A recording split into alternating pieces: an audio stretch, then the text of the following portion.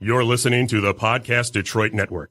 Visit www.podcastdetroit.com for more information. Hey, listen, we all know that the world seems to be getting crazier almost by the minute.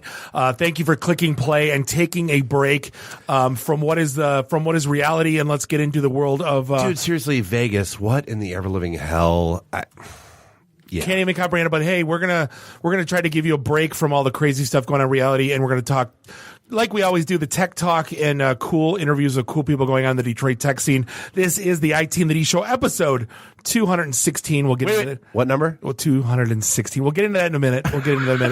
Segment 2, we got two great guests tonight. Eric Gorgeous is here from A Craftsman's Legacy. You might recognize the name and the show because it's on PBS, and it's one of the cooler shows you'll ever see. And Eric's in the house. And then we also, segment 3, Jeff Bajorik's in the house from the Why and the Buy podcast. He's a sales guy like me, and we're going to talk about sales and how'd he get here? Me. Who let that happen? I just leave after segment 3. You had your geek talk last week. It's my turn.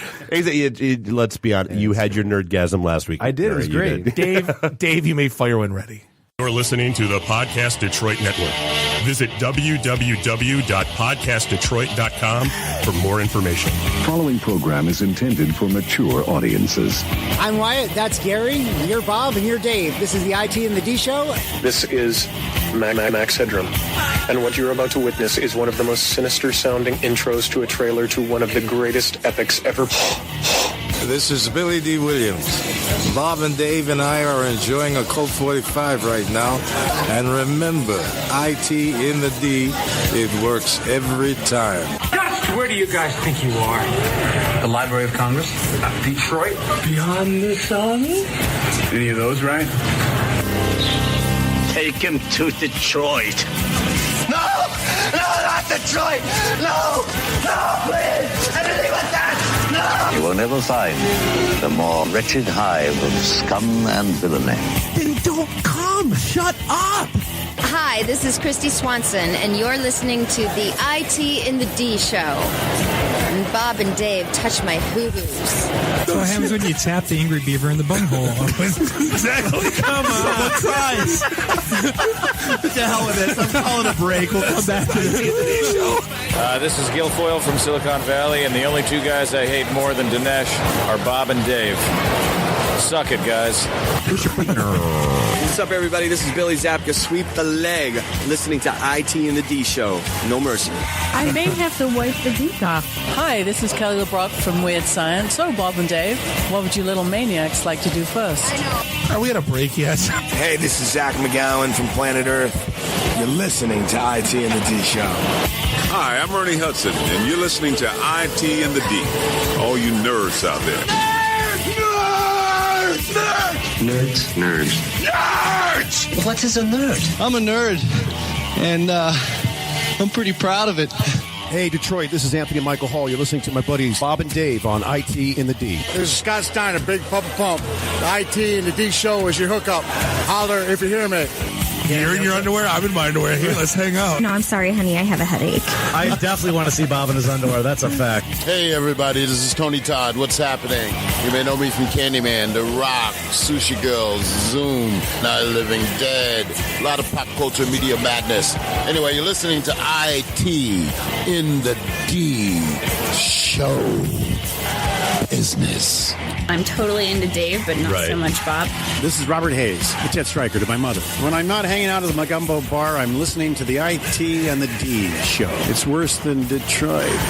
Is there such thing as a meat hangover? I love my Monday meat steak. Hey, folks, this is WWE Hall of Famer Hacksaw Jim Duggan, and you're listening to the IT and the D Show. Tough guys. Ho! So, what would you little maniacs like to do first? The question isn't what are we going to do, the question is what aren't we going to do. Ludicrous speed! Sir, had you better buckle up? Now buckle this! Ludicrous speed! Go!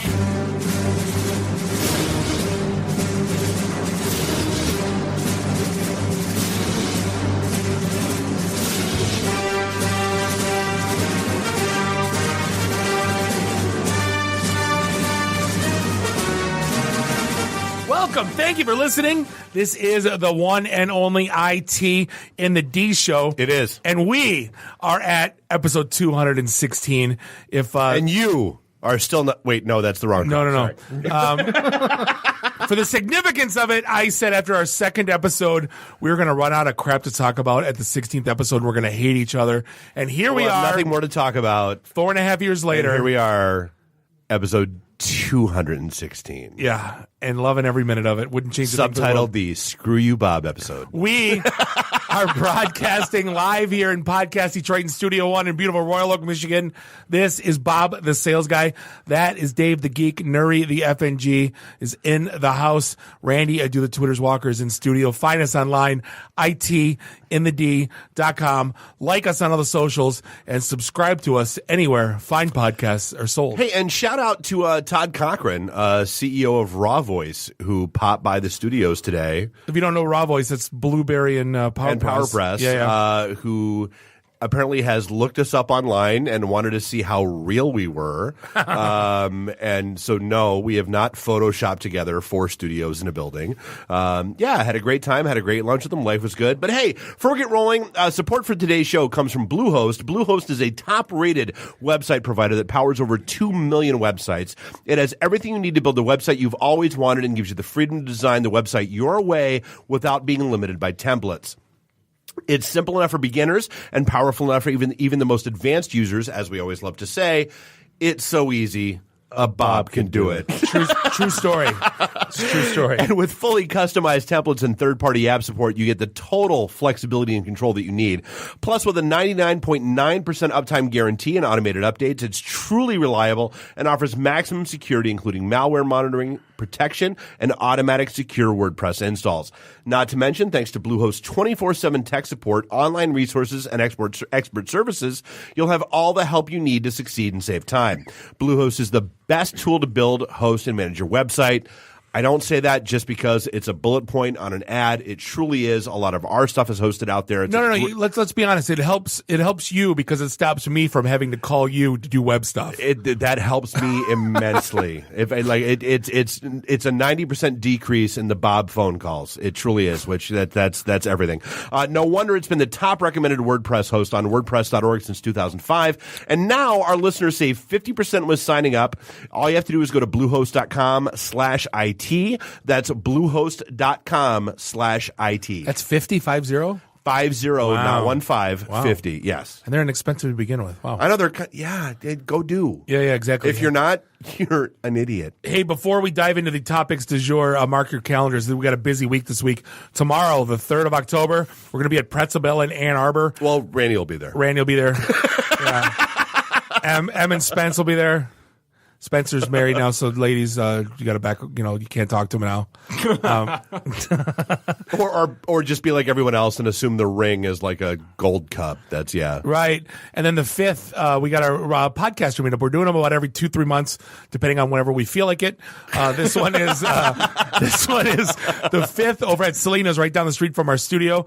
Hop on by. There's going to be no speakers. There's going to be no sponsors, no dollar, no nothing. It's like all of our other events. No agendas, no nonsense, no BS you have to sit through. And you don't even have to be like, honestly, the best part of our podcaster meetups is that less than half the people that show up are folks from our network.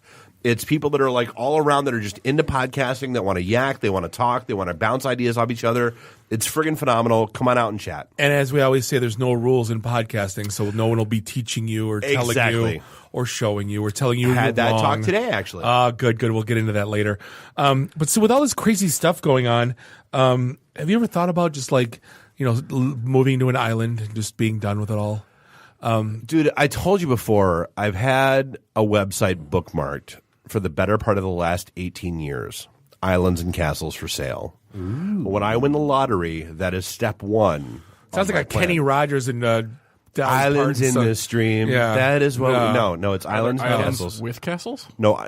Well, Ireland. Well, I don't think you can buy all of Ireland, though. The EU might be up for it. Part of Brexit. Who knows? I think Spain's got pretty good deals right now. But, yeah, true. Yeah. Barcelona. So apparently there's a guy, Roger Verne. I didn't even know this was a thing. Apparently he's a Bitcoin icon, whatever that means. He's the guy when it comes to Bitcoin, yeah. So basically, what he wants to do is basically move to an island, and not like that little crappy island outside of Britain that like that oil like rig. didn't Pirate Bay? That was my first thought. Was like, didn't Pirate Bay try this? Yeah, they tried to move. Insulting Sealand? Yes, I'm insulting. I am personally. Sealand, that's You it. can't even. There's not even a couch on Sealand. There's no place to. There's no place to poop. I think they've got It's just servers, like a, though. They've got servers in Sealand. Yeah, I know that there's fiber ran. They have servers, but no couches. There's no couch. It's Sit on Bob. your server keeps you warm in the winter. Bob has demands. It's for gambling. But I want a couch. If I'm going to live anywhere, I need like someplace You want to a have couch coffee. and a $4,000 Japanese toilet. That's Yes, that's all you the need. $8,000 one. I need the upgrade. But apparently, Roger Bob Ver prefers a bidet. wants to start his own like anti-anarchist paradise. He wants like a no government, new island, like all cryptocurrency. So he's gonna do nothing but blockchain cryptocurrency and no government. That's adorable, but like for someone that just got their house broken into this weekend, how do you feel about having no government, Dave? yeah. So I guess let's talk about that for a sec. Dave was on the news again. Yeah, go figure Not it even out. once, but twice. And I wasn't on Flashpoint. There are bells. Yeah, so in case you're not friends with me on Facebook, Wacky Mayhem ensued. And some douche canoe walked into my house on Saturday night.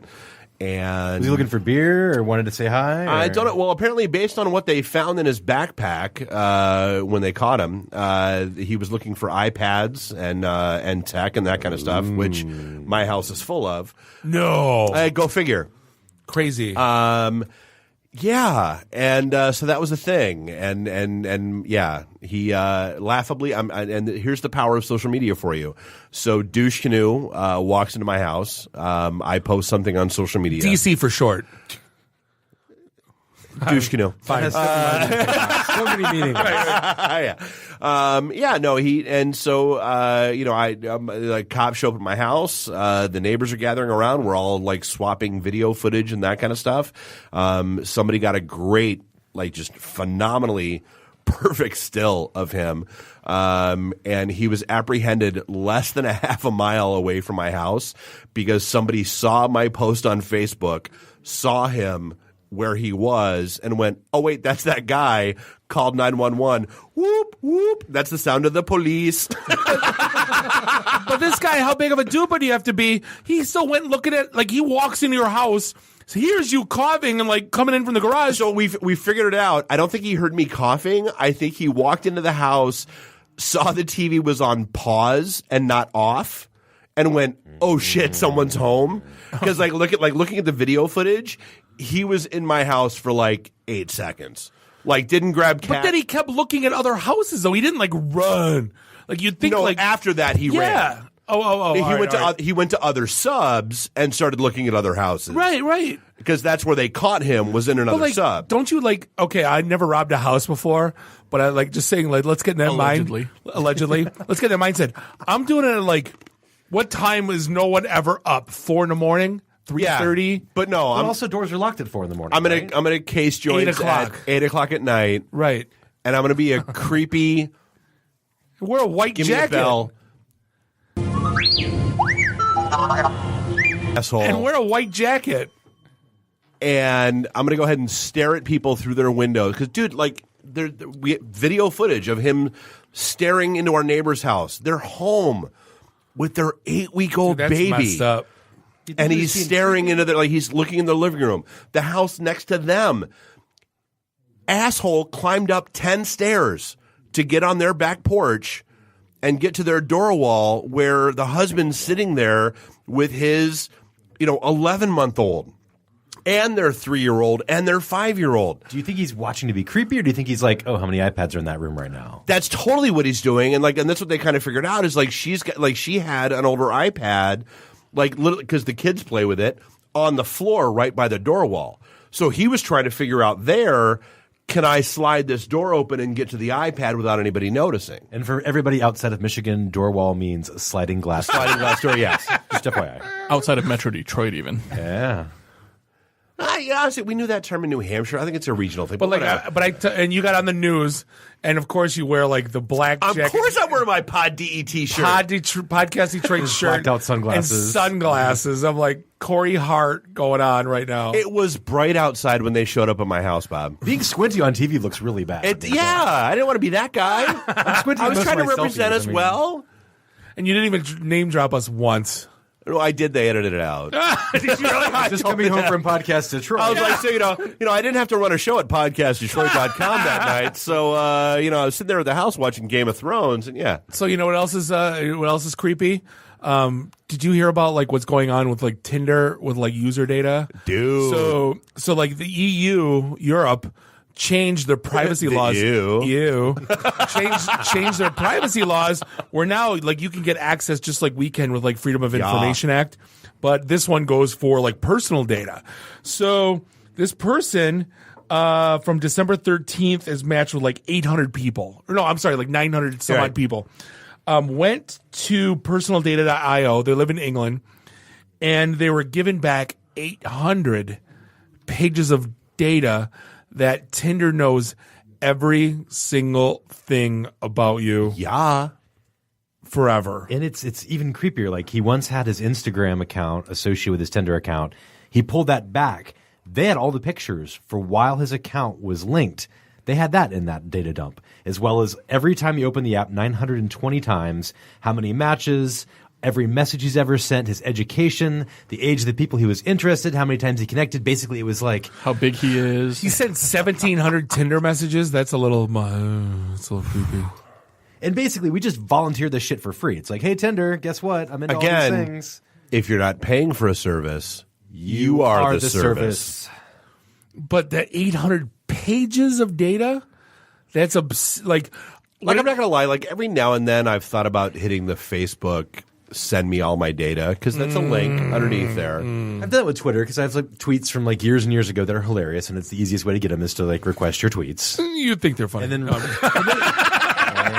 and then use them, right? You say, yeah, but I want to know, but I don't want to know. But like the memories thing is one thing. Like that, I don't Right. mind.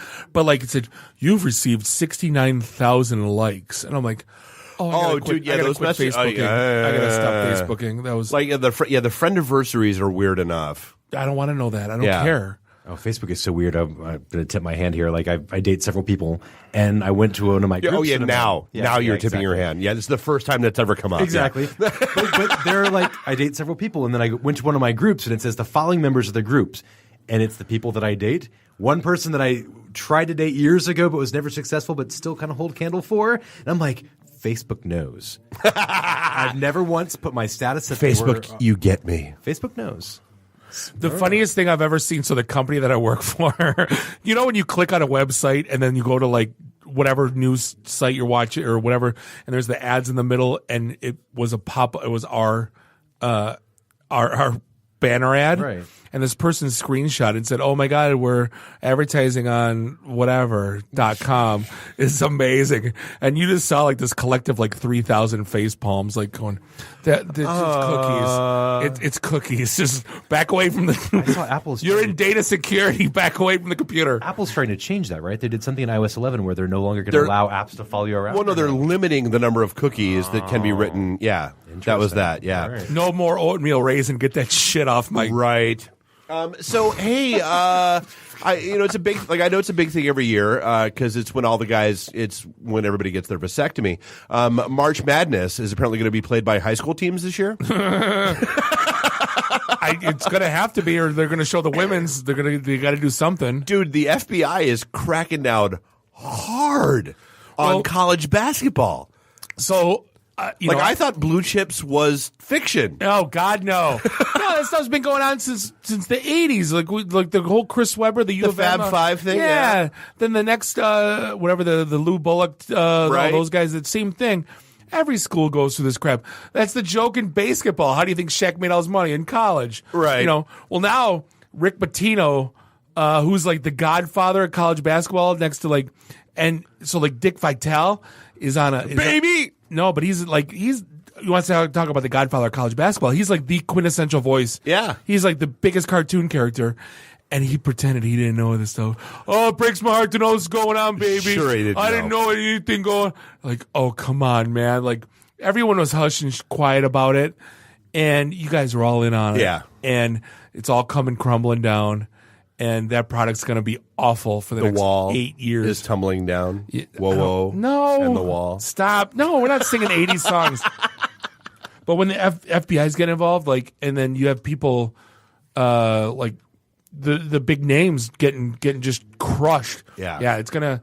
Dude, it is like it's like big colleges that are coming, and they're just like. Here's the thing: like by the time the FBI announces that they've got an investigation ongoing, it's been going on. They already have all the things. Well, they're already everyone who they're interested in is already screwed. Well, so now it's just who else is going to get caught in the fallout. And here's the thing: that's every tech vendor on the planet has a March Madness party that Friday, and it's going to be obviously the tournament's not getting canceled. But there's going to be a lot of different coaches. Yeah. There's going to be a lot of different stuff going on. Yeah. So, hey, was it last week or 2 weeks ago, we had Rick Lane in here from Proofpoint. Yeah. And there's an article that came out on PR Web. They released, Nobi4 released their quarterly top clicked phishing report for Q2 17. And it's amazing the crap that people click on still to this day. And I don't really want to give too much away because it's kind of, but like if you say security alert, people are clicking. 21% of the emails that say security alert, people are clicking. Revised vacation and sick policy, 14%. UPS label delivery. Dude, I get those all the time. They're 10% are clicking that link. Now here's where it gets funny. Not breaking colon. United show on no. A United Airlines passenger dies from brain hemorrhage video, 10%. A delivery attempt was made, 10%. Change of password required immediately, 8%. Unusual sign-in activity, 6%.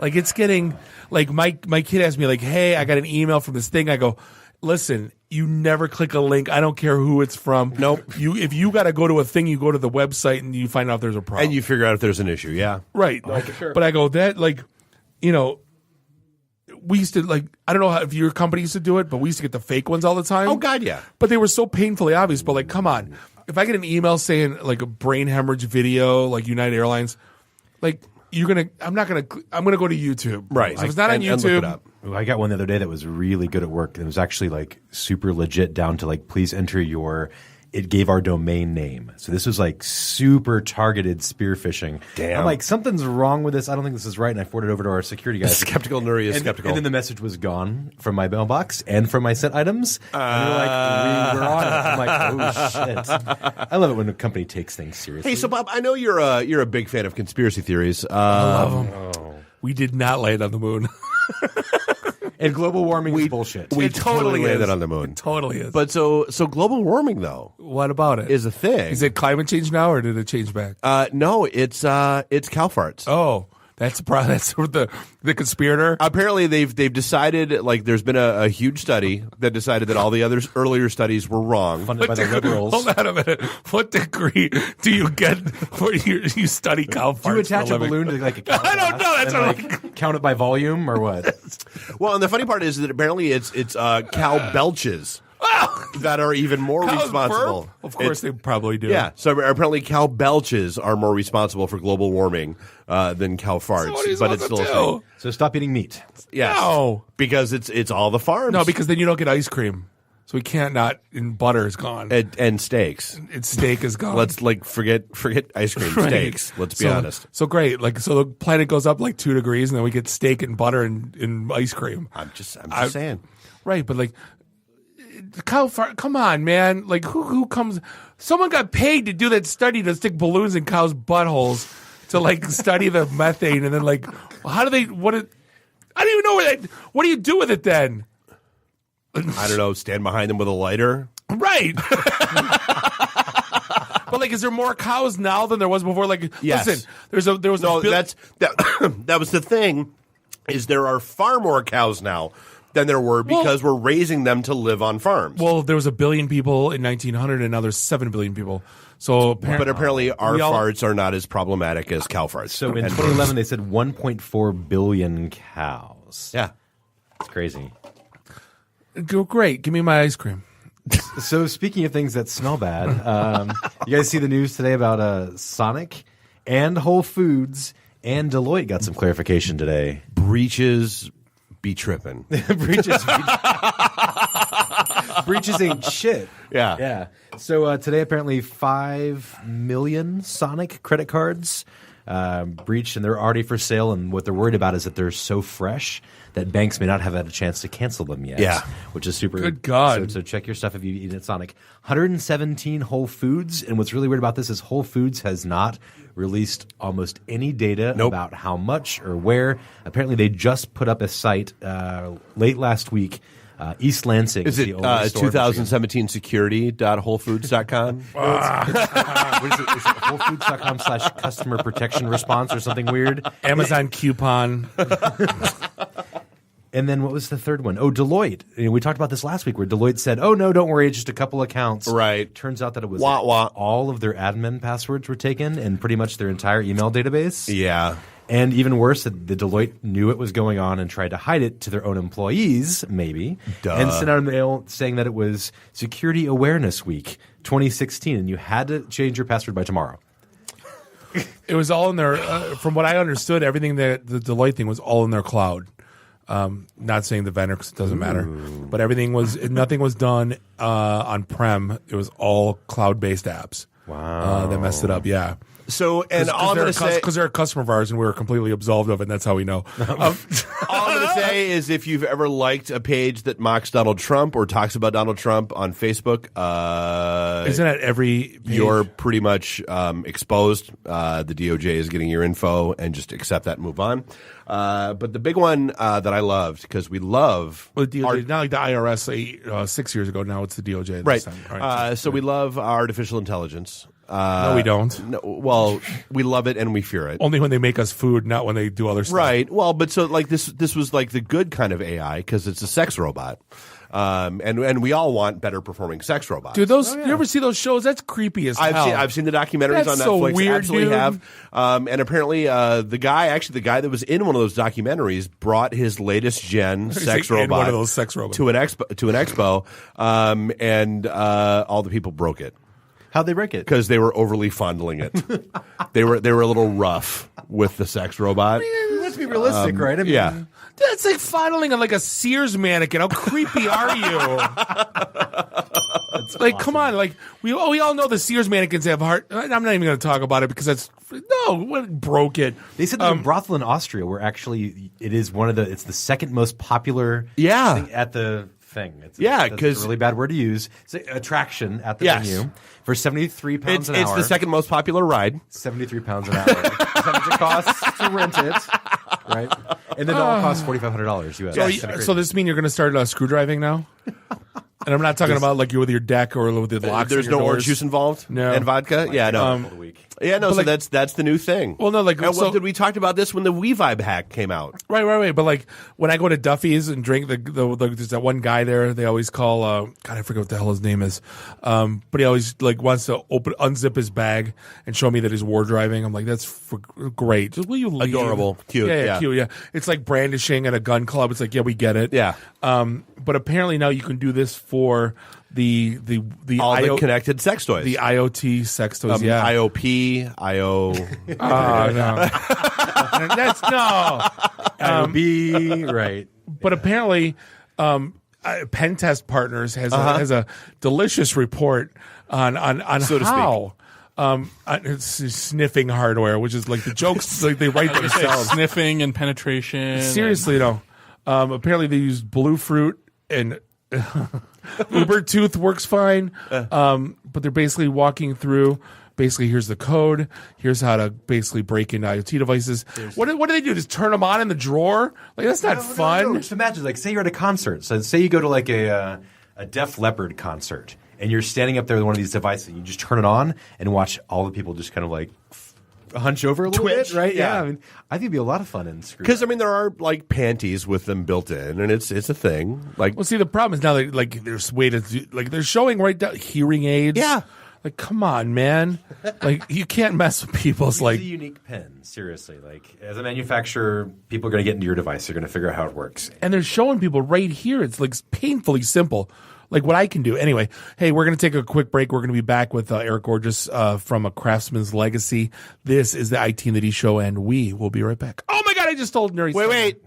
And we'll be right back. IT in the D. Read, meet, listen. Networking Detroit, one beer at a time. Hey, this is John Schneider from Nip Tuck Smallville, the haves and the have-nots. Oh, Dr. Quinn, Hot in Cleveland, Secret Life of the American Teenager, and just about everything you can possibly imagine. And oh yeah, the Dukes of Hazzard. You're listening to Bob and Dave. It's the IT in the D show. ITinthed.com. Welcome back, segment 2, episode 216. This is the one and only IT and the D show, broadcasting live here in Studio One in Podcast Detroit in beautiful Royal Oak, Michigan. This is Bob the Sales Guy. That is Dave the Geek. Whoop. Nuri the FNG. Thank you for the beer. Sorry. Whoop, whoop. That's the sound of the police. Oh, you got that stuck in my head now. I was trying to get my 3-year-old to do it the other day because one of the movies came on there. Anyway, Randy, I do the Twitter's Walker, is in studio. Find us online, ITinthed.com, because we are IT in the D, and you. You still aren't, and are you going to be But he listens, doesn't he? They listen, and they hate us. We love you. And we love every aneurysm that we cause. We got a very, before we jump in with Eric, we got a very cool review. We don't get very many reviews. Do you have it pulled up, or should I? No, go ahead. It's one of my favorites because it's like I hated you before I loved you, which is very common and familiar in our world. I teared up a little. It was actually a really good review. I'm like, this validates me in what I do. Totally. It was everything that we strive for here, which is, we're doing it wrong in podcasting. Our intro is way too long. So the title of the review is, I Thought You Sucked Until I Gave You a Chance. Heart. Isn't that Michael Bolton song? Could be. Or, maybe Christopher Cross. Right. I wrote this podcast off before I ever listened to them. I was put off by the long theme song until I listened to it with an open mind and pure heart. Now I love the show from nose to toes. They have very listenable voices and the life experience to back up what they discuss. I actually feel smarter after I listen. I wouldn't go that far. It's knowledgeable and funny. Quite the tightrope to walk. I'll never miss a new episode. So, hey, Francis J. Fox, if you're out there, love you. Cheers. And I'm listening to old ones when I have the free time. I'm even planning on going to a meetup to say hello. Hope you come out. We'll buy you a beer. Great job, fellows. And the end theme is spectacular, too. Look out, Flash! So this was the opposite of complaining about the length. So do you take 15 seconds off for this? No. Oh, I feel like I might have to. Yeah. And you too can write a review for IT in the D by visiting us on iTunes. Right. Wherever fine podcasts are sold. But hey, we have our old. It's an old friend. He hasn't been in the studio yet, so it's been about a year. It's his first time in this studio. Well, it's been a little over a year. With us. Yeah. But we got Eric Gorgeous in the house. You might know him from. And he's not a wrestler with the name Eric Gorgeous. Seriously. What you could do with that name, I swear to God.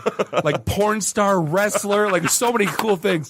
I don't think I'd go for But no, he builds motorcycles and runs a show on PBS. Right. But hey, it's Eric Gorgeous from A Craftsman's Legacy on PBS, which is actually one of the cooler shows. How you doing? I'm doing well, man. Thank you for having me out again. Good. Yeah, we got reached out and saying, hey, Eric hasn't been on in a while. He wants to come back. I'm like, oh my God, yes, please. People want to come back? Yay! Yeah, I know, right? Yeah, I had a great time. So you're on season 4? Is that season 4 starts airing in Detroit here this Saturday, the 7th. Okay. 7th of October. So for those who don't know, so let's walk through what is A Craftsman's Legacy? Like, what's the premise of the show? Absolutely. So I have the best job in the world. I get to travel around the U.S. and work with craftsmen all over the place doing amazing things. So it's woodworking and metalworking and leathers and glass and stone and dude, textiles. he's a blue collar technology evangelist. Yes. No, but if you've never seen the show, this is like all the lost art stuff. Like these are people like you think it's like Greenfield Village, like look at him in the window, but no, these people are making a living, like making this amazing stuff by hand. It is really, really cool, man. I totally dig it. I mean, one of my favorite part. The thing is, I love every minute of filming it. I love sitting down. We talk to people, little interview thing, and find out about them and their story and their journeys. And then I get to work with them for a little while, and learn some more from them. Get hands on, get hands dirty, and that's just That's sweet. So, okay. So what's the coolest, like from your perspective, what's the coolest episode that you've done?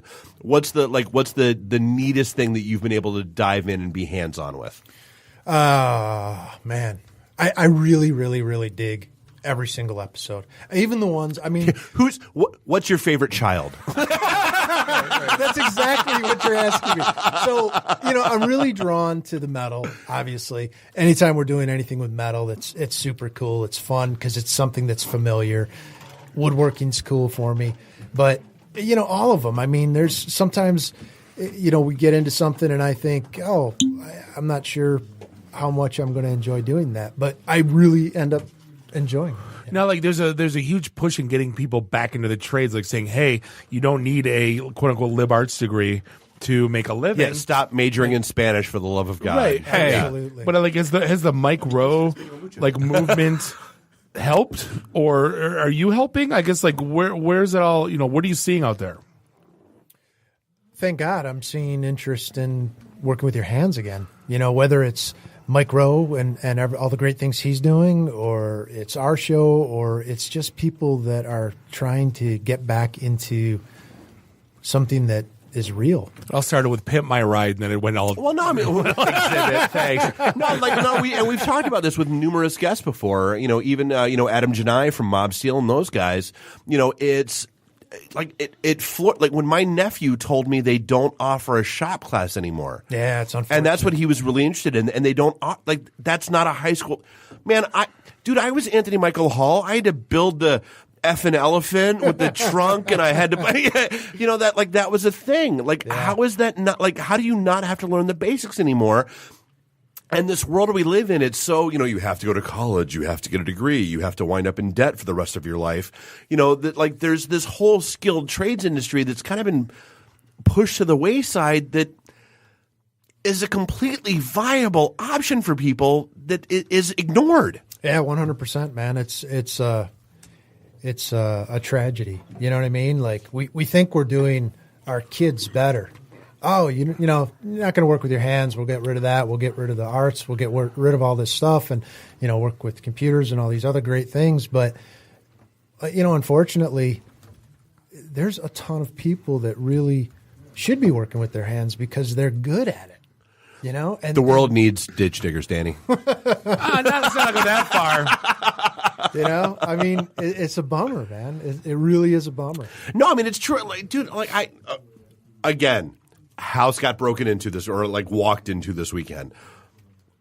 Had somebody come out Sunday, make sure that the motion detector lights on one side of my house were working, installed the motion detector lights on the other side of the house to make sure they were working, that was there. Dude, I don't know what I'm doing. That's what you guys are for. I don't, that's not my realm of expertise. And that's cool, but it's pretty cool today, too, because you can pretty much learn how to do everything on YouTube or online. I mean, that's just an incredible resource. Well, the problem with it, too, like what I see is, if you say, I'm a blue-collar guy, you get trashed on by society. But, if you're an artisan, it seems to be fine. But if you're artisanal welding. Right, but if you're a plumber. Out of the ground? Yeah. But if you're a plumber, then it's bad. There's this weird... yay, nay. You're a sanitation engineer. Right, but you know what I'm saying, though? Oh, yeah, for sure, man. There's that weird line of, what do you, I'm an electrician. Oh, big deal. Dude, I dated this chick for years. She thought I was a motorcycle mechanic. All right. Whatever works. I'm and eventually I was just that's exactly what I am. I'm a motorcycle mechanic. I mean, at my core, yeah. I mean, everybody loves the HVAC guy when their furnace isn't working. Yeah. That's when he's here. Hey, it's July. It's 100 degrees. My air conditioner's out. But then when he's blocking your way in traffic, he's the biggest butthole. Right. But it's I don't know. It's a bummer that they've ripped all this from the kids today. Because I truly didn't understand that. It's an entire generation now has been lost to that opportunity. Yeah. Yeah. I went and worked with a Cub Scout group not too long ago, and which I love kids. I love kids. I love teaching them. I was a big, Eric's huge in the macaroni art world. Oh, dude. Let me tell you something. You haven't seen anything until you've seen my macaroni necklace, okay? He is the master of Pinewood Derby. A little bit of glitter, some beadwork. I don't remember what I was saying.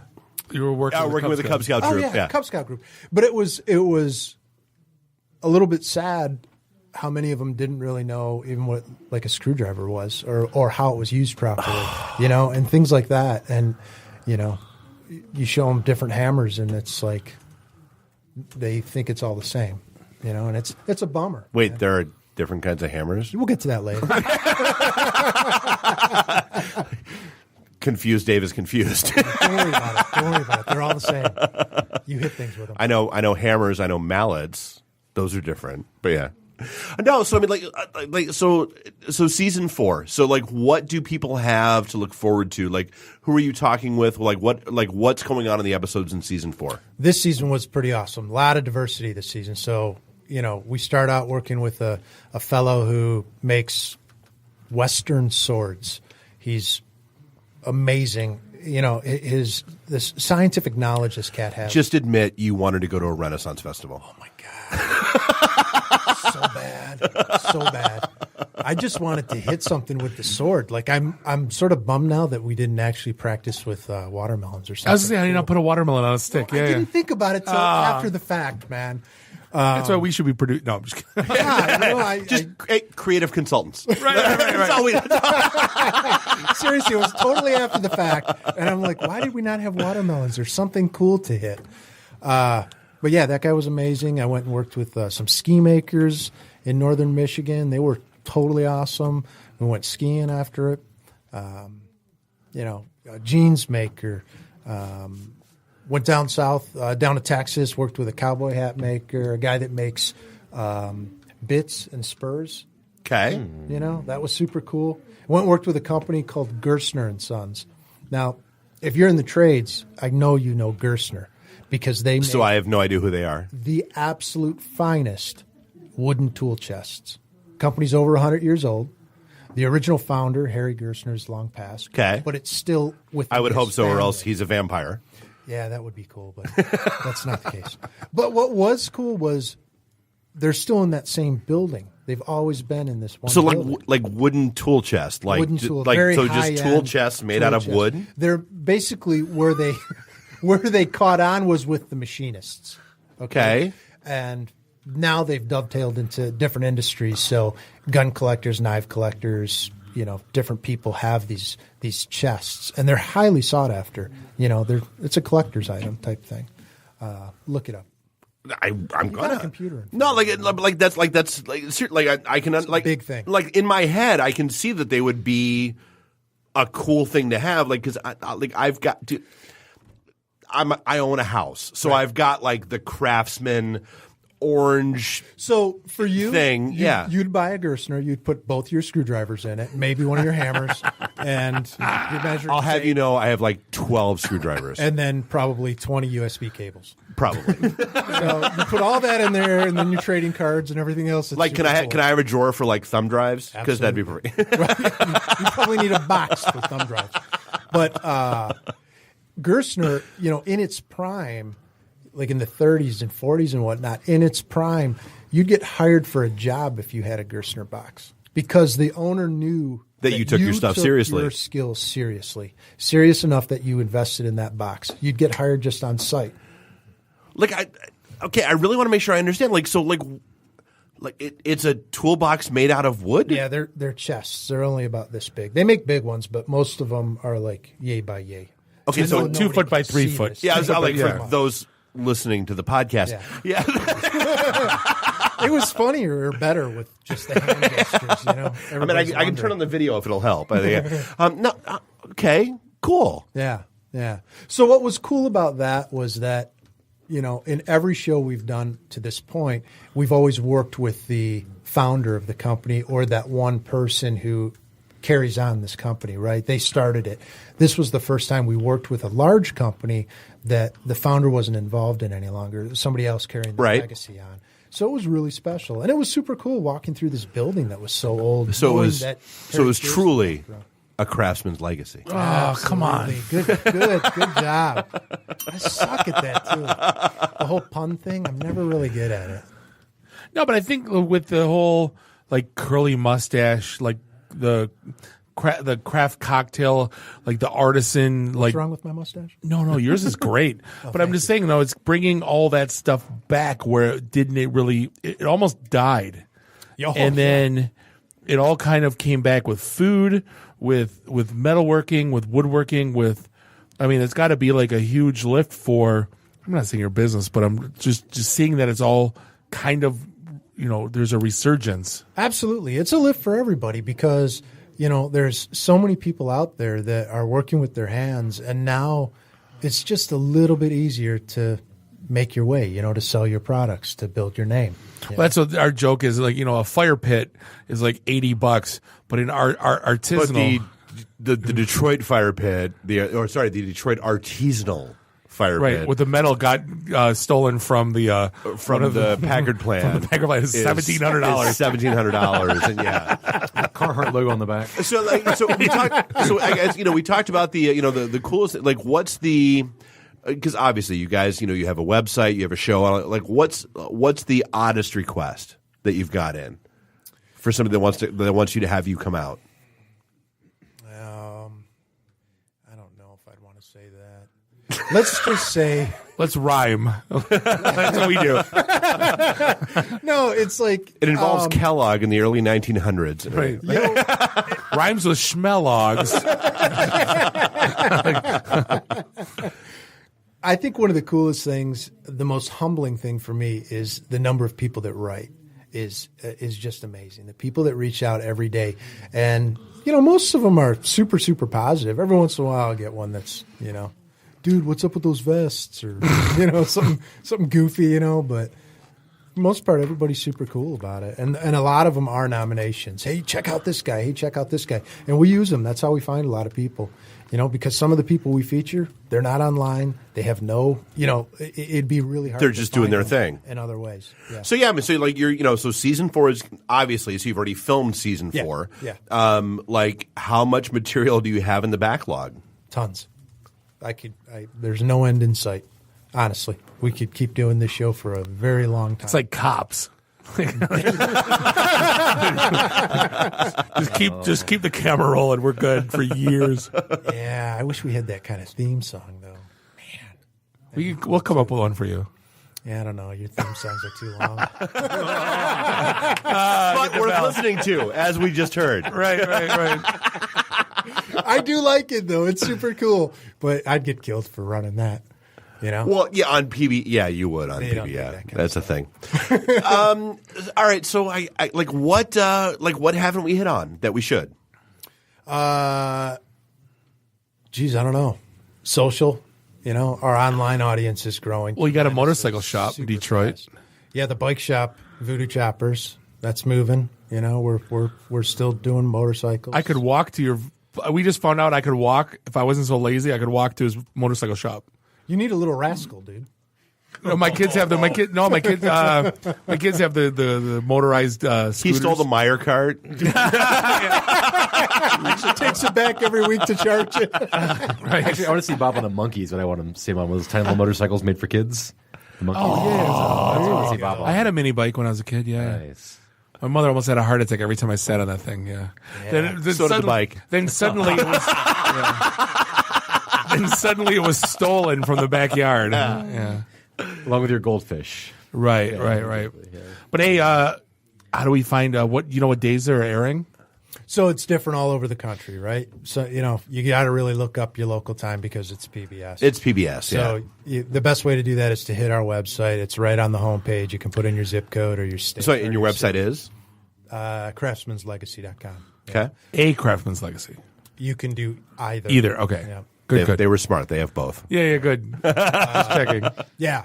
I think we've got a couple misspellings too, just to be on the safe side. You can never be too safe today. As you should, because people don't know how to spell legacy. Right? No. Well, here in Detroit, it could be like the goalie. Stop. It's people that leave out Craftsman's. They leave out that. Oh, Craftsman legacy. Yeah, I could see that. So that. Anyways, from there you can find us. And then normally we're on the Create channel too, which is huge. I mean, that's a fantastic channel for everybody. If you're into working with your hands or making stuff or cooking, that's a great channel. I love Create. Yeah, that's awesome. Well, yeah, and so and for what it's worth, I mean, we'll give a little shout out and a plug. You were just sitting in with Jimmy before this show, hanging out on Art Junkies, and that'll air there. Yeah, he's a good dude, and that's his whole focus is people that do what you do. Yeah, that was fun, man. And we've still got Ford as a sponsor, which I'm very, very grateful for. Yeah, they came on day one, they believed in us, and how awesome is that? Very cool. Yeah, man. Very cool. In today's age, it's tough. But hey, Eric, sponsors that believe in you. No kidding. Novel concept. Yeah, we really appreciate the time. Look forward to watching season 4. Thank you. Had fun watching seasons. I caught 2 and 3. Yeah, thanks, man. Yeah, I was DVRing it. Yeah. Eric Gorgeous, The Craftsman's Legacy, PBS. Definitely for the record, GORGES. Yeah, not gorgeous. It's how you pronounce it. It's a homonym. But get your DVR set for. I called you a homonym. Get your DVR set for A Craftsman's Legacy on PBS. You should. It's a great show. Yeah, we'll look forward to catching you on air, and hopefully we'll see you at one of my corner bars by the house. Yeah, that'd be cool, man. Eric, appreciate the time. I just heard Jimmy's doing a tour of Voodoo Chopper. It's right around the corner from my house. We should come on. We're in. Tell Jimmy to make that happen. We're going to take a quick break. We're going to be back with Jeff Bajorek from the Why and Buy podcast. We're going to talk about sales. So if you're, I know. So all you techies, I had to go ahead and see myself out. Mary, you can go. You had your geek thing last week, and we're going to talk sales. But hey, this is the IT and the D show, and we'll be right back. I let you do it. IT and the D. Read, meet, listen. Networking Detroit. One beer at a time. Hi, I'm Brittany Daniel from The Game, and you're listening to IT and the D show. ITinthed.com. Welcome back. This is segment 3, episode 216 of the one and only IT in the D show, broadcasting here, Studio One in Podcast Detroit in beautiful Royal Oak, Michigan. This is Bob, the sales guy, hanging out with Dave the Geek, and Nuri the FNG is he's hanging out. Huh? It's also the sound that ICP makes. Oh, have you seen the billboards for the new Detroit voting machines? They're called the ICP voting machines. Who let that happen? Oh my God, it's so great. I saw that and I almost drove off the road. Fruity G is laughing right now. I don't know what their names are. Randy, I do the Twitter's Walker, is in the studio. Find us online at itinthed.com. Subscribe to us on the Facebooks and subscribe. Did I say subscribe to us on the Facebooks? Yes. And like us everywhere fine podcasts are sold. Please. So before we get to our next guest, I have some important news. Oh boy. Saturday, October 7th at 2 p.m. at the Midtown and Ann Arbor location by Best Buy. Both of those McDonald's locations will have Szechuan sauce available. If you watch Rick and Morty, it means something to you. It's very important. Yeah. Very important breaking news. Wasn't that the sriracha sauce? No, Szechuan. Szechuan. Okay. Yeah. The Mulan promo. So this Saturday, thanks for playing. October 7th, 2 p.m. Can I get it on my fillet of fish? Oh, you can get it with whatever, I think. But I'll be at the Midtown location, standing in line to get myself some Szechuan sauce. There's lines for that? You better believe it. Big Mac sauce line was like a mile long, and you could make it Thousand Island dressing. And, yeah, exactly. Yeah. But hey, we are joined. Yes, by all means, carry on. Let's talk about sales. Right. I was a guest on his podcast a couple times, and he asked, "Hey, can I come on yours?" I said, "Absolutely." Jeff Bajorek's in the house from the Why and the Buy podcast. Dave and Nuri are totally tuning out right now. But how the hell are you doing, Jeff? Oh, I'm great. The days are getting shorter, and the squirrels are getting fatter. Bob, it's great. I know the days are getting short. I was up at 7:30. It's getting dark. What the hell's going on? They're both on their phones right now. So let's talk all about the sharp angle close. Oh no! We're not getting into that at all. No, I want to talk about your podcast. What was kind of the inspiration? You're a sales trainer by profession. Sure. You help companies kind of hone in the skill, and it's a lost art, and it's changing, and it's dying, and it's rebirthing, and it's changing, and it's pretty much every 6 months. If you don't like sales, it'll change on you. What's the podcast? What are you digging into? Well, no, it's funny that you call me a sales trainer because I hesitate to call myself a sales trainer because then I'd be confused for a sales trainer. There's a certain way that you feel about people like that. You're different than like Sandler? You mentioned the name, yes. We've mocked him openly on. I say that's blasphemy. Colin. Well, but that gets into the. Hey, you know what? I'm so busy. You should be working for me. Dave, we would talk about Sandler, right? But it's probably something you're not interested. You're not right interested in. It's probably not. Yeah. No, but here's the thing. I've been in IT sales. Let's just jump right into it. I've been in IT sales for like 20 years. Mm-hmm. You've been in IT or 25. Sales. Don't sell yourself short. 25. Oh my God, has it been that long? It really has. I'm an old man. But listen, the days of shtick have been dead for so long, and I think anyone that does it I don't think they get it, or it's one of those things where I'm almost a firm believer you're either born to be a salesperson or you just shouldn't be in the business. I think we're all born to sell, and that's the one thing I tell. Hold on, that's one thing I tell Dave. We're all in sales. No, Dave's in sales, and he always cringes and he hates me when I say it. I go, you got to sell something. You got to sell your team. You got to sell your boss. You got to sell someone to do something. Yeah. You ask for the car keys on a Friday night when sell you're your 16 years podcast old. network. Oh, it just anytime you've ever asked for anything and gotten it, you've made a sale. Yeah. Like let's just eliminate money from the equation and realize that it's a transference of value. Often I like to refer to it as a transfer of enthusiasm. You're really fired up about this podcast that you heard. You're going to tell all your friends. They start downloading that podcast. You just made sales.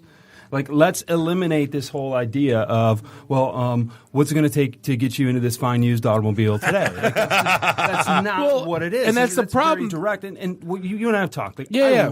I read a lot about sales. You've never read a sales book in your entire life. No. But you're really, really good at it. And that's the point. Because when you stop getting in your own way, when you start realizing that it's just all about being real, being authentic. I've got something I think you are going to enjoy. Listen to this podcast. Watch this TV show. We were talking about you when you left, Eric. I mean, the rebirth of the Craftsman, and how we all grew up. With and honestly, I think that's the difference between the douche canoe sales guy and like a genuine sales guy is. Yeah. When they're actually working for a company / product that they enjoy, they love, they believe in. It's like, dude, Dave, us with our reads. No, you saw me when I left Cisco and I started with a company that, and you could tell exactly when I turned. And you were a miserable effer because you were so fake about it. Yeah, and then I got to somewhere where it's cool, and now you're enthusiastic again because it's good. Yeah. And because that's the thing. Like you can only fake it till you make it so many times before you see it in your sleep. It's our reads. It's the stuff we do on our show, and it's like you can tell. I've had people shoot us notes where like they can tell the difference between like stuff that we are actually engaged with and stuff that we're actually like. Dude, I sleep on a Casper mattress. I've got the automatic in my car. I've got my Scotty vest hoodie. Shave with Harry's. Yeah. I shave with, and it's like they can tell when we're like genuine about stuff versus when it's, hey, free shipping with the right code. Yeah. If you can't get the product across without having people occasionally pay for shipping, then you're going to have a hard time selling for that product. And let's talk about this right now, and I'll open it up the worms. Like, my whole life, I've been in either a value or a better product sale, right? Mm-hmm. HP has a value sale. Mm-hmm. Hey, I can cut out your data center cost by X. Cisco, I was in a, hey, we are the Cadillac of data center. Mm-hmm. Both have phenomenal, product in stories to tell. Now I'm in a situation where there isn't that. It's data security. It's visibility. There isn't that. ROI. I can't. Well, what's it worth to you to see? Like that conversation can't exist because it doesn't happen. So Not it's a like proven entity. Right. So so we're stuck selling features and it doesn't work. Right. And like I guess again, I can only do so much. Right. Like, I'm not here to like, hey, you really need to be in this car. Like the guy today at the furniture store. No, I said I came in, I wanted a sectional. No, I don't want a sofa and a love seat, right? Same thing with what I'm dealing with now. Like, yeah, I want visibility, but no, I don't want that. Like, how do you get around like when you're not like preaching value? Like that's the thing that I don't get. Like with salespeople, I told the guy exactly what I wanted. I wanted a chair I could drool in and recline.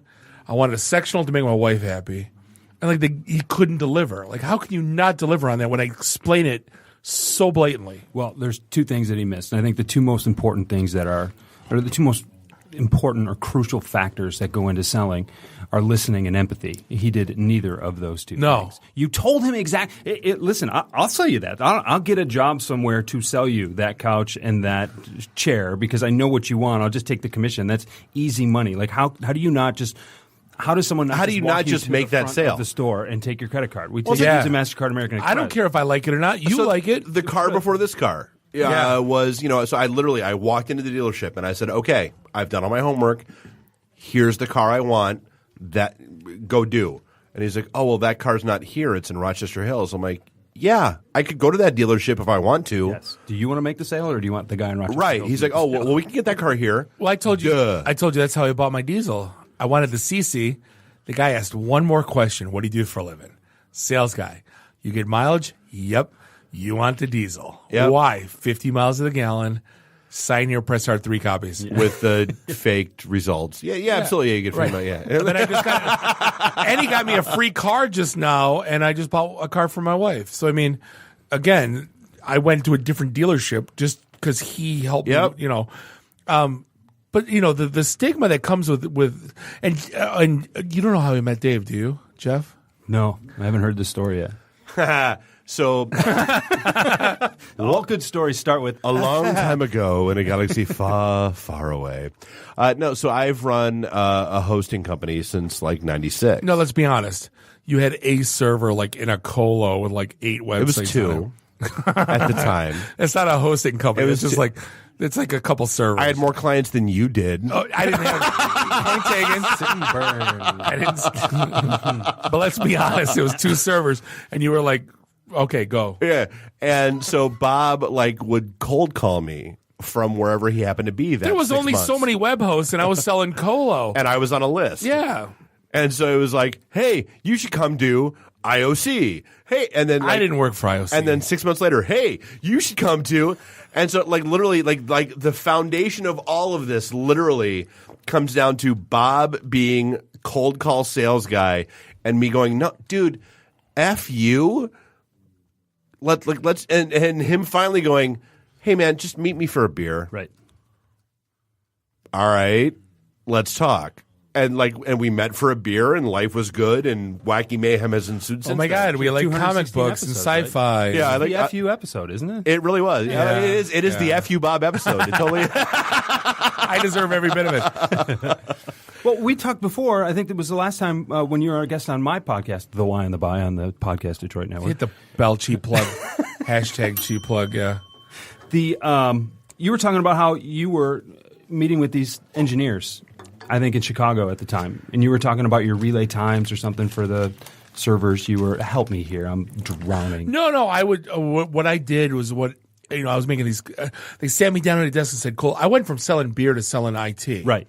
And I didn't know my ass from a hole in the ground. Let's be honest. And but I was a geek, so I kind of got it, but I didn't get it right. And so I sat with all of the customers that were after hours, all the engineers. And I said, hey, let me buy you a beer, but first, why are you a customer? Mm-hmm. And they would sit and explain to me, hey, draw me out what you're doing. And then so they would draw me out. Okay, I get it. Why are you a customer? This. Okay, I get it. Right now, when I'd call someone and said, oh, by the way, we have this. We have this. Be our guest. Yeah. Right? Be I was leading into that. But that's what helped me sell. It wasn't, I knew right off the bat nobody wants to talk to me. No, right. But I'm a stupid sales guy. I've made a living off boosting or selling my SEs, right? Like at HP. It was me and my SE. Nobody cared to talk to me. It's my SE. So I would come in, lay the foundation, let them go. Yeah. You know? Well, when you asked that question, you listened and you could put yourself in their place. So you could listen and you had empathy. And then what you were talking about in terms of speaking engineer. He didn't have any empathy. He did not at the time. A little bit. It's a skill that's developed over time. But what you did was you understood what was really going into their decision. And it was nothing that you were pitching. It was nothing that was on your website. It was nothing that was on your shiny, glossy, beautifully printed brochure. It was, why are you buying? And then when you took the voice of the customer and actually took it to other potential customers, you could relate to them on a level that they needed to be related to, which is way different than, hey, Dave, I'm working for this company right now. Can you buy this thing? No. Well, bring your service here. The worst thing in the world is if you ever talk to a CIO, a CTO, a CISO, and ask them what their voicemail box looks like at the end of every day. Gross. It's brutal. Mm-hmm. That's why Bob loves this. Because honestly, like, we are now his in. Like, every security conference we get invited to, Bob's like, all of these people that would never return my phone call, that would never talk to me in a million years, they see a microphone, they come over and they sit down, and now we're having coffee. Well, but I'm cool about it, though. Like, No, I'm you not, are. Yeah, but here's the for thing. real. Well, no, You're like, providing value. that's the intro, and then it's like you being you that actually doesn't scare them off running screaming into the Right. night. Right. And I'm quick to, like, if they say you're a butthole, then I'm quick to, like, okay, cool, see ya. Yep. I don't, But that's the value that you're providing, and you mentioned that word earlier. I mean, value means something different to every person. So some of these CISOs are going to say, yeah, I'm really not interested. Okay, then great. You're not going to press for it, right? But for some of your customers, you've got an audience, and you've got the ability to give them a voice to talk about what they want to talk about. That's providing something to them before you ever ask for anything from them. But that's what I fear for every CI. Like, in July, I didn't even want to call on one customer because I knew Cisco was calling them at 8 a.m. Right. every day going, buy in July, it's end of year, it's end of year, it's end of quarter, it's end of year. And that's the one thing that drives Here's me. our discount du jour. Right, and that's the one thing that drives me nuts about, like, the companies like that, and I can trash on them now because I left. I can be honest now. But no, but we would go to these global sales kickoffs and said, hey, if Cisco would hold 1 point of margin more than our discount rate, we'd make like $30 billion, whatever the number was. It was ridiculous, like $1 billion, $2 billion, whatever. But I said, stop doing end of quarter, end of year fire sales. You train your customers. You train all of them. EMC, they all did it. They all know it by the end of the quarter, and they'll hold out and they'll hold out and they'll laugh, and then all of a sudden, like the last day at 4:59, hey, how about like the sold? Yep. Right. You just train them, and it's bad. It's just sets the worst precedent. It's awful, and I mean that's the thing. How many times do you? I mean, anytime you buy something, how many times do you just say, yeah, you know what? If I wait 2 weeks, it'll go on sale. Dude, I'm a jerk. Like, especially when it comes to like buying cars and that kind of stuff. You're not a jerk. So like I said, the last car that I bought was that story. This car that I bought was me with, all right, dude, hey, sales guy at the dealership that I'm going to that is close by my house, like, I found this. Tell me why I'm buying from you and not them. Yeah. And okay, and if like I negotiated that entire car sale via text message. Yeah. No, and I'll tell you what. And I go to a dealership to get my cars, and we're on a lease cycle. My wife every 3, me every 2. And I call the guy, and I'm like, hey, I want the same thing I had last time.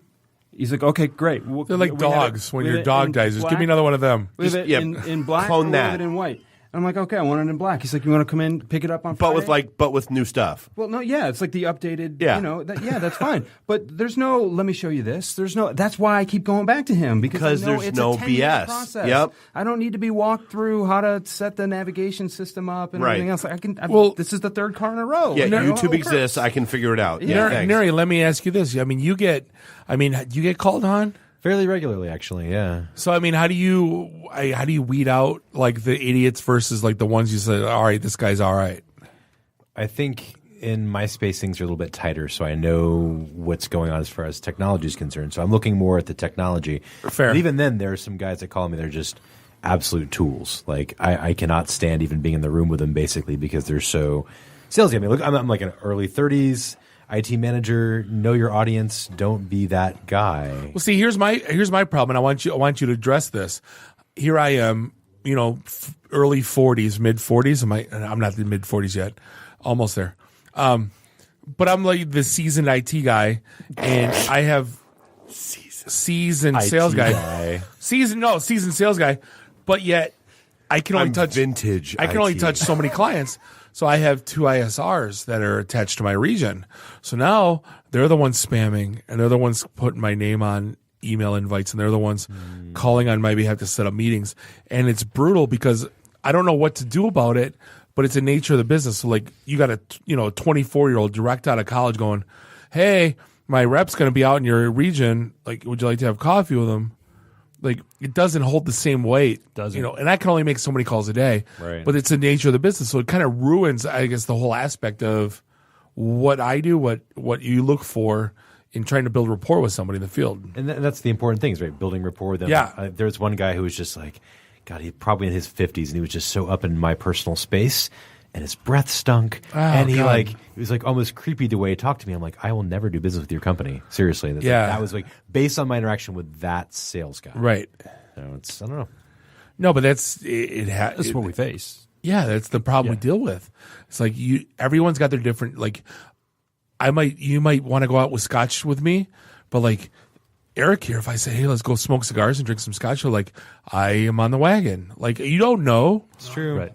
Yeah, but you know what I mean. I do that too. So any of my sales guys listen, and you can't bring yourself to go. Let's go to a juice bar. No, but it's and someone else gets the sale. It's a tight rope for us to walk 'cause we don't know. It is, yeah. And I want to be myself, and I want to be like, hey, I'm going to be at the when I go to I always go, I'm going to be at the Hofbrauhaus at 5:00. Any of the reps want to go, I'm buying.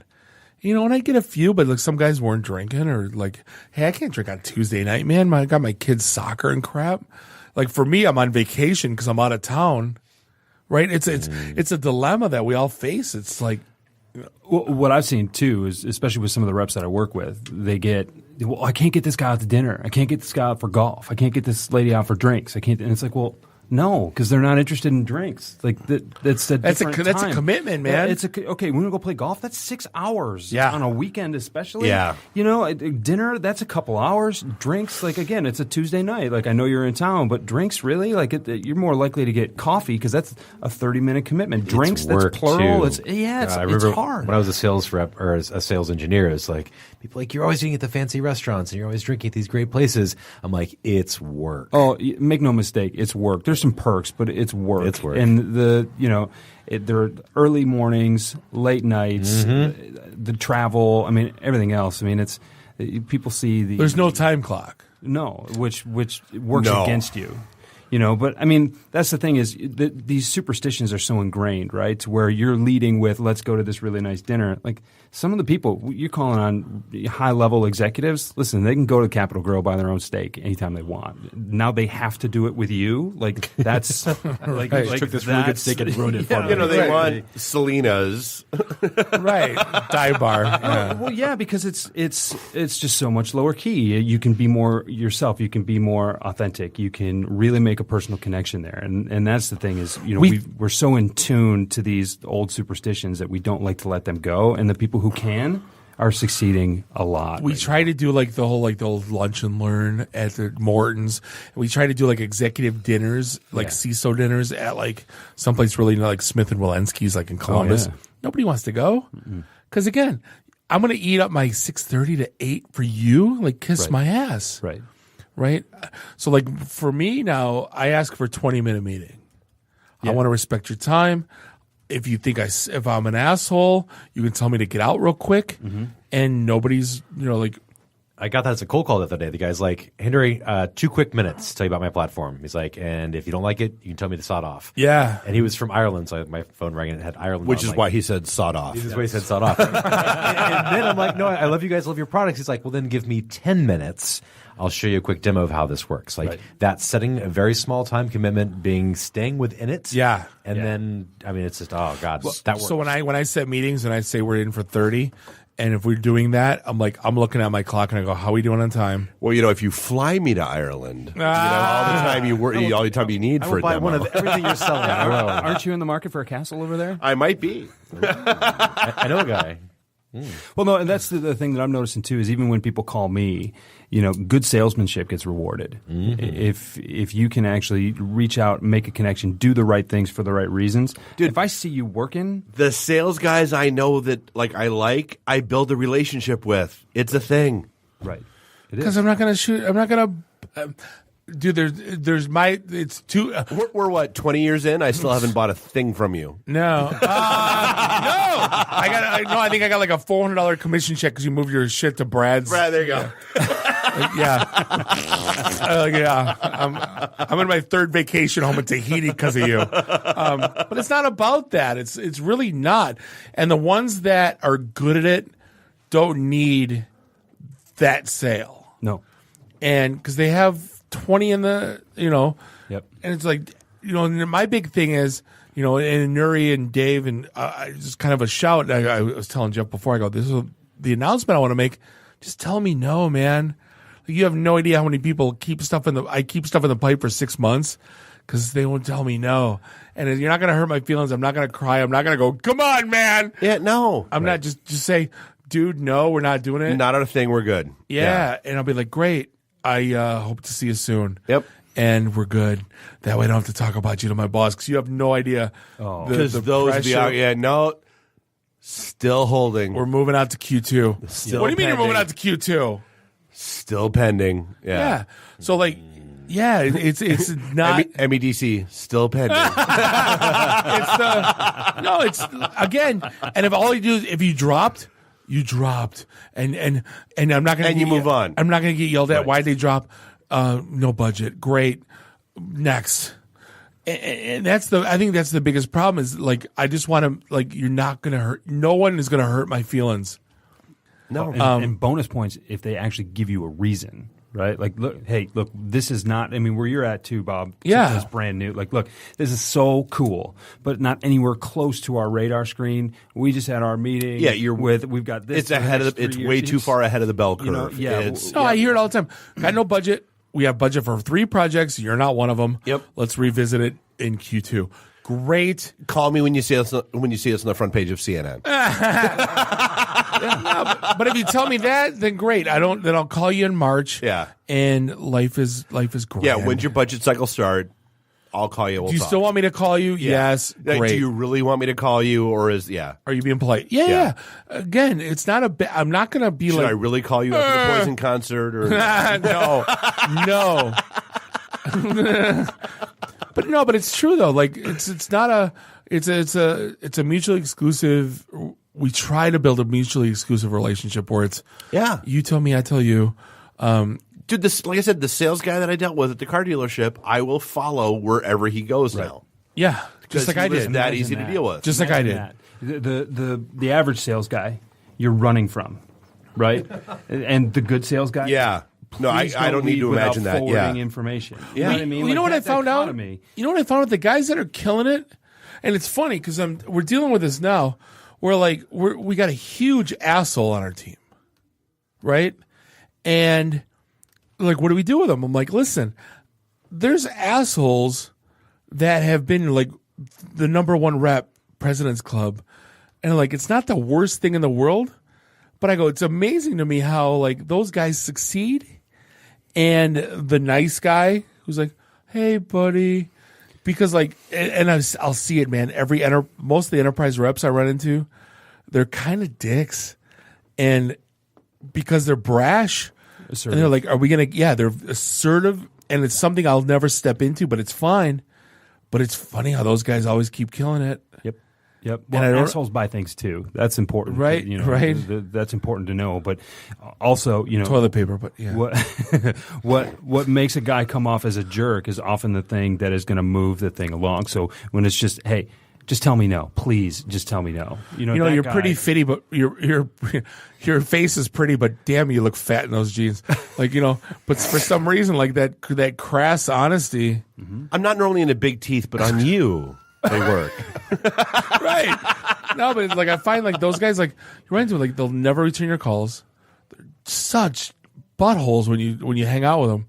But yeah, they're killing it. Yep. And it's such a weird, They got swagger. Oh, come on. Well, no, that's what it is. They know themselves. They believe in themselves to an extent to where they're okay offending you, but they know that they're moving the process along, and that's why they kill it. Now, you may not like them anymore, but they're getting their job done as far as they're concerned. Yeah. So how do we find your podcast? It's on the Podcast Detroit Network. You can go to thewhyandtheby.com, and we're on Twitter, we're on LinkedIn. You can go to jeffbajorek.com. iCore Strategy is my partner Christy's company. Okay. Christy Walters is amazing. We met about a year and a half ago and decided we wanted to do this thing, even though she's in Atlanta and I'm in Detroit, and we're having a lot of fun with it. We're going to almost triple the amount of episodes we do. Because if only there was somebody local you could do a sales podcast with. And you could also do another podcast. And you could also catch him as Captain James T. Kirk in the new Star Wars movies. That's right. Yeah, a little bit. Yeah. I had to. But hey, this is going to wrap things up for episode 216. Yes, we made it. The FU Bob episode. I don't. Let's be clear. No, but let's be honest. I still hate you, Dave. But we haven't run out of stuff to talk about. We haven't run out of stuff to talk about. But yeah, screw you too. We're going to wrap things up for episode 216. That's right. We are. I think we're at the 20 years married stage, where it's that first couple years where like you F every day, and then every now and then it's like, hey, you want to F, and then 20 years in you're like, F you. I got no comment. Hey, I'd like to thank our guests, Jeff Bajorek from the Why and the Buy podcast, Eric Gorgeous from A Craftsman's Legacy. I'd like to thank our sponsor, Bluehost, for keeping the lights on. On behalf of Bob and Dave and Nuri and Randy, we'd like to thank everybody for listening to us. And oh my God, I keep doing the meatball ending. You're about to. Yeah, and do us a favor, drink up your drinks, get your phone numbers. You don't got to go home. You just got to get the hell out of here. Drive careful. See you soon. Beat it. The emergency destruct system is now activated. Conan, what is best in life? To crush your enemies, see them driven before you, and to hear the lamentation of your women. Long live Vlad. You've saved your life.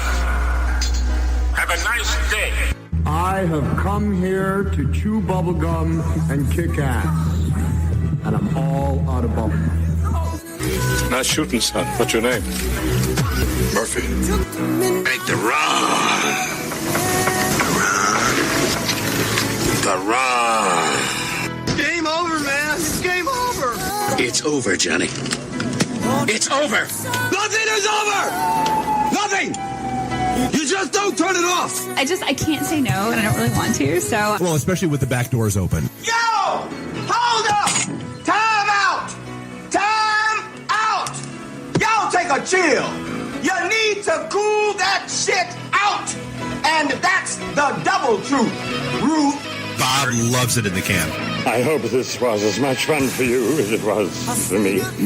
That's why I like it in the can. So on the truth.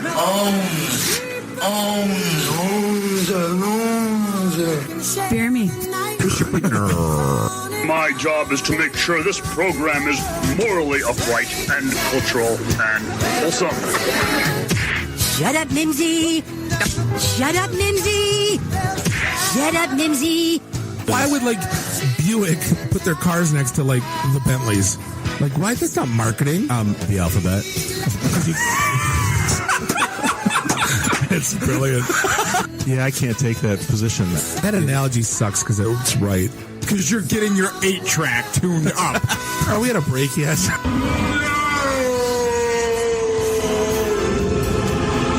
Yeah, so now I'm just doing stupid stuff to make me laugh. Venture capital is not the end game. When are we going to talk about me? Jane, you ignorant slut. It's my show. I can say what I want. Kiss my ass, go home, unplug, get off the goddamn internet. You are everything that is wrong with the internet right now. You're so white right now. I'm the whitest guy in the room. Just explain it to me. I love this city. I was banging on the wang. Really? Should we talk about this? Tag team it. Should I keep going or should I stop?